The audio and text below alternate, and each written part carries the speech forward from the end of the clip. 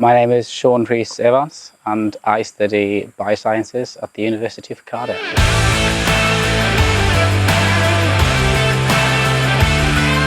The first experience, I came on the boat along the river and sitting in that little speedboat looking above at the trees, and there were orangutans, there were proboscis monkeys. Truly describes it as breathtaking. The thing with coming to the Borneo Field Centre is the fact that there are researchers and PhD students all around us. So seeing how they do it and seeing how they deal with different situations will help me be more calm when I'm researching in the future and know exactly what to do. People don't understand how important it is to experience researching into these animals. There's no doubt that when I get back, I'm going to tell everybody I can that this is one of the best things you can do.